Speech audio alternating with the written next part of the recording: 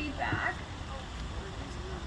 I would first like to acknowledge that we are on the traditional territory of the Lekwungen-speaking peoples of the Songhees and Esquimalt First Nations, on whose territory we stand today. I want to thank you all for coming. We also have a virtual component to this rally, which many people have came together to plan this rally, to let Mitzi Dean know enough is enough. I would like to thank Michelle, Roseanne, Stacy, Diane, and Cassandra, who worked tirelessly to organize this event today. I couldn't have done this without you ladies. Thank you.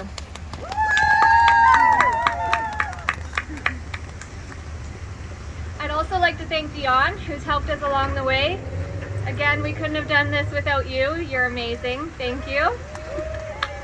A big thank you to those organizations who spread the word about this rally. I would also like to thank the BC Liberals who have stood beside us the entire way and have amplified our voice within the House.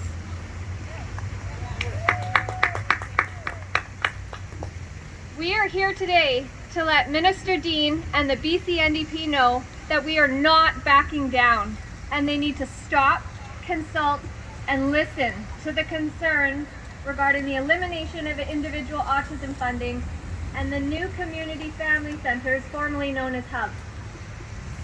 Minister Dean has continued to dismiss concerns of many parents and service providers and is still only consulting with the select few. All disabilities deserve a voice, and all children deserve the right to live a life of individual funding without barriers, regression, and trauma. It's time for Minister Dean. It's time to listen, Minister Dean. Parents know what's best for their children. So today we have letters from parents, service providers, the president of BC Teachers Federation, and a doctor telling their stories and voicing their concerns regarding this new model. We also have parents and service providers here in person that will be saying a few words.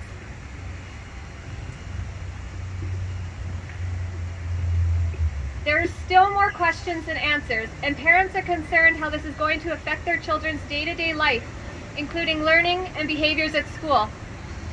This letter I'm about to read is from Terry Mooring, the president of BC's Teachers Federation. It's titled Message from BCTF President Terry Mooring to the Inclusive Rally in support of parents, advocates, caregivers, and service providers of the most vulnerable children in BC. On behalf of the BC Teachers Federation and our 47,000 members, I want to thank you all for being here today and engaging in this critical advocacy work on behalf of your neurodiverse and disabled children. It is so unfortunate we are gathering today in the face of a potentially disastrous policy choices by this government. I fear for the children and families who could be left behind if government decides to proceed with its plans and eliminate individual autism funding and the at-home program.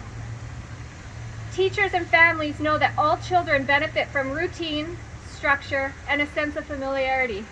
But this is especially true of and important for children with disabilities. In schools, we see firsthand how devastating a disruption to an autistic student's regular routine can be for that student, their teachers, and their classmates. It's heartbreaking to think that government would knowingly subject disabled students to the significant emotional, physical, and psychological distress that would be caused by abruptly cutting off access to their established support networks. Many of the children are gathered on behalf of here today have spent years building therapeutic relations with their resource teams.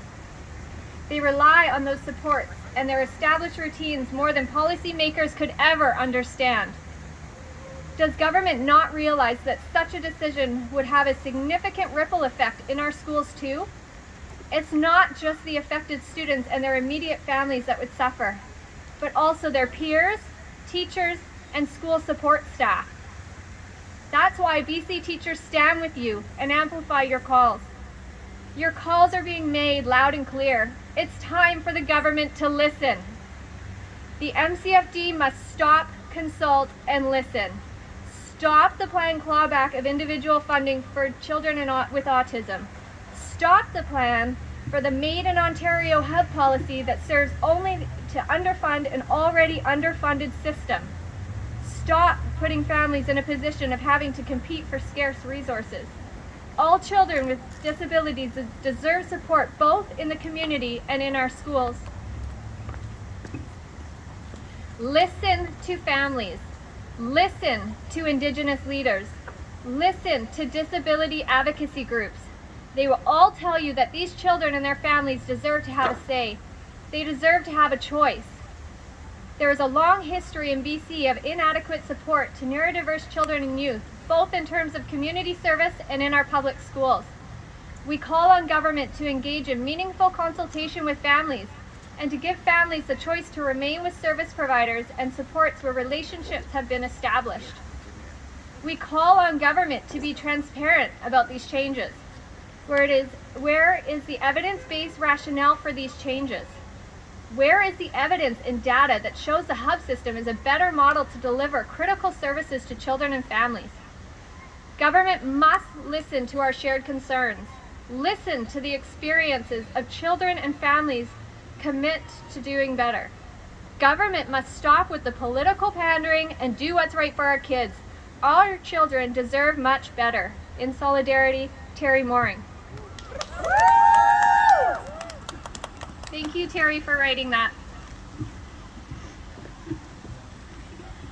The next letter I'm going to read to you is submitted from a mother, Jessica N. from White Rock. She also asked me to hold up the picture of her children while I read it.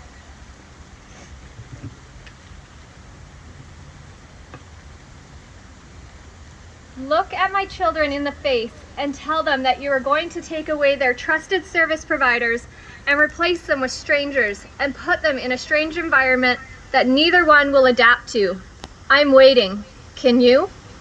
Tell them that losing their dad to cancer 4 years ago doesn't matter and doesn't affect their experiences to change, trust, and their own trauma. I could go on and on about their lived experiences so far.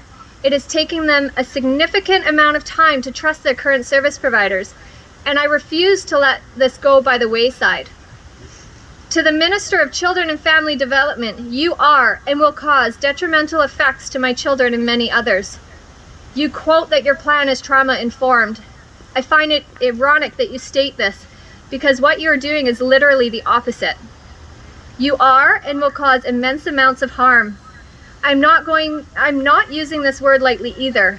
Your decision to change and take away something that has given not only my children, but many others a safe place to develop and learn much needed skills is unimaginable.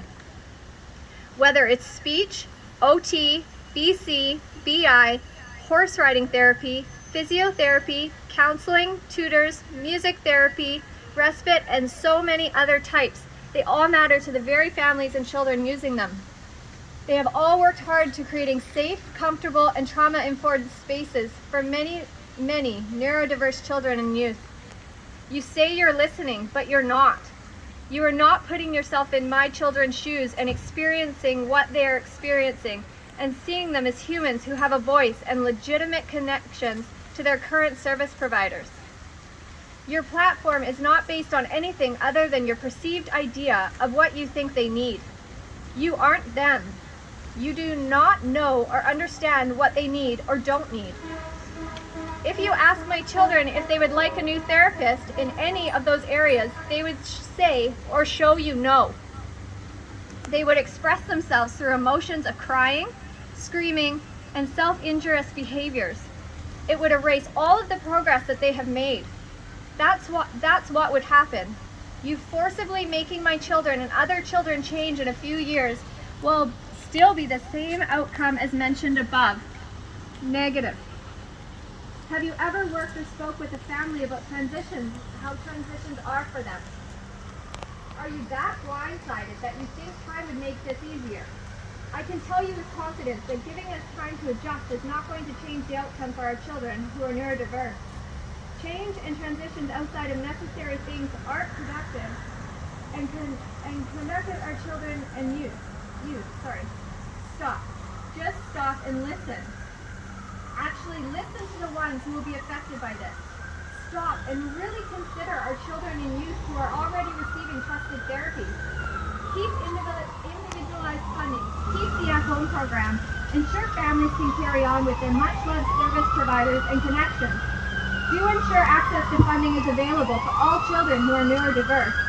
Do ensure choice, and certainly do put the child at the center of this along with their families. Currently, you are not. Please listen.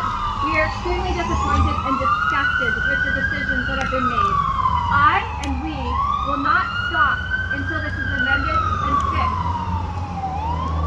Thank you, Jessica, for submitting that letter and the picture.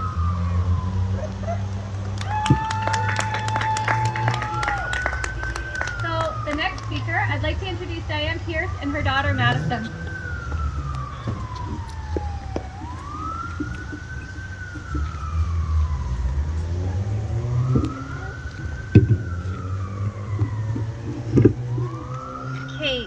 I'm Diane and this is Madison. I'm going to get emotional before I even start reading. This has taken a lot of work for Madison to get up here to say or to do anything. And so this is a lot. Okay, come sit in. I'm Madison. Hi, I'm Madison. I have autism and ADHD. I go to a specialized school that teaches me the way I want. By calling the hub, I won't be going to my specialized school anymore.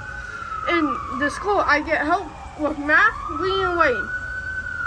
But it's just not help. It's a special organ that I can not get at regular schools. When you take away my funding, I lose everything I work for. Please listen to the kids that know what they works to help them.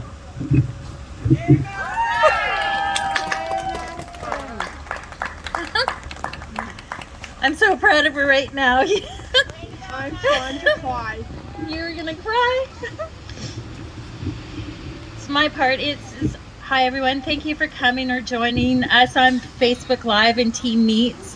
I'm Diane, and again, this is my daughter Madison. She has autism and ADHD. She was diagnosed at 5.5. If I know what I know now, I would have gotten her and our family help sooner. Madison is a quiet ASD child who gets lost in the system. She's easily overlooked because of her demeanor. Our daughter has spent 4 years in the public sector of the school system. During that time, she couldn't read, write, or count. Pretty sad when as parents you finally realize that the public system has failed our whole family. The $6,000 in funding we receive goes towards the specialized education Orton Gillingham based teaching. People think that $6,000 is a lot, but really it isn't, especially since it's $30,000 a year to keep her educated. Madison is living up to her potential now, but she will continue to need extra help in school and life. If our daughter is put into the hub, Madison will be left behind along with so many children. Madison will be without a hope or dream or who she will be in the future. Our experience has shown that. I would like to also start with a letter from Keith Henry from the BC Métis Federation. He wrote to Mitzi Dean.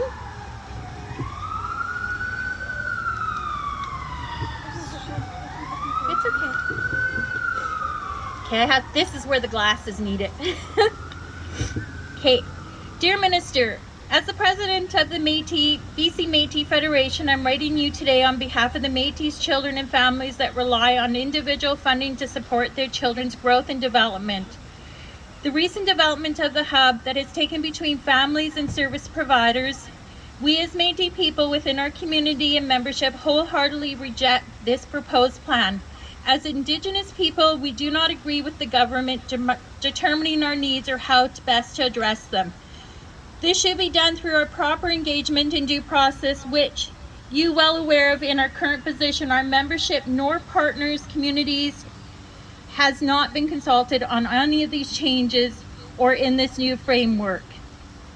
With your newly proposed hub model not only takes offensive pan-Indigenous approach, but it also further inflicts pain and alienation on Métis people in this province. You are not listening to what Indigenous people are telling you, which is a direct violation of your role. And our ongoing work to further relationship mending between Métis people and the province of British Columbia. We are enclosing a letter written on behalf of one of our children that clearly outlines why this new proposal will fail many children and families. I'm asking that you cease your rollout plans and revisit proper consultation with our Métis community in British Columbia with an intent to actually hear what is needed. To ignore these requests is a blatant act of neglect and racism, forcing families to comply with an offensive hub model and lose all the services and progress that they and their children have made is not supporting them. It's another example of the government pretending to care about Métis children and then forcing them to comply with colonial ways in a culturally distressing fashion. I look forward to your reply.